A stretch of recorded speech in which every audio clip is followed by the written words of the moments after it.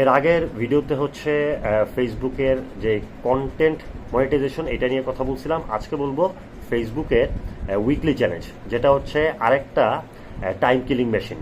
এখানে হচ্ছে আপনাকে সবসময় একটা প্রেশারের মধ্যে রাখা হবে।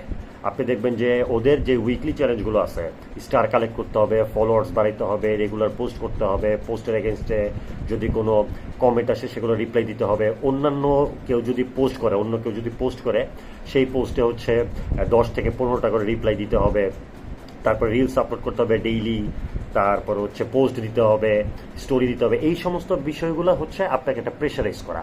এই কাজগুলো হচ্ছে ফেসবুকের উইকলি চ্যালেঞ্জ, যেগুলো আপনি পূরণ করলে আপনি ইজিলি কন্টেন্ট মনিটাইজেশন পাবেন। আচ্ছা, তখন কন্টেন্ট মনিটাইজেশন যদি আপনি পান, তাহলে আপনি হচ্ছে অনেক টাকা আর্ন করতে পারবেন, লাখ লাখ টাকা আর্ন করে ফেলবেন। এরকম একটা বিষয় সবসময় থাকে। এবং আপনি যাদের কাছেই যাবেন, যাদের কাছ থেকে সাজেশন নেবেন, এরা সবাই আপনাকে বলবে যে ফেসবুকের যে উইকলি চ্যালেঞ্জ আছে ওইটা পূরণ করো, ওইটা পূরণ করতে থাকো, দেখবে এমনিতে তুমি কন্টেন্ট মনিটাইজেশন পেয়ে যাচ্ছ।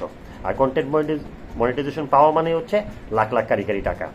এইটা হচ্ছে একটা টাইম কিলিং মেশিন। একটু বুঝতে হবে যে আমার দরকার নাই কোনো একটা পোস্টে কমেন্ট করার ইচ্ছা আমার নাই, বা আমার দরকার নাই। আমার ফলোয়ার বাড়বে কি বাড়বে না সেটা একদম আলাদা ইস্যু।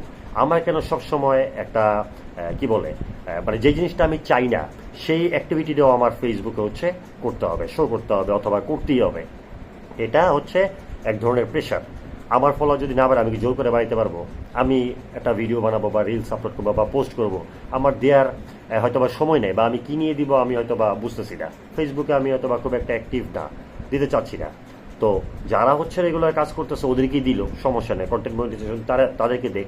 সো সবাইকে এরকম একটা আপনার সামনে মূলা ঝোলানো যে আপনি উইকলি চ্যালেঞ্জ পূরণ করলে হচ্ছে আপনাকে কন্টেন্ট মনিটাইজেশন দিবে, আর কন্টেন্ট মনিটাইজেশন পেলে হচ্ছে আপনি টাকা পেয়ে যাবেন, এই মূলাটা ঝুলাই হচ্ছে সবাইকে ওই একটা সোশ্যাল মিডিয়া বলেন বা ভার্চুয়াল ওয়ার্ল্ড বলেন, এখানে আমাদেরকে এঙ্গেজ করে রাখছে।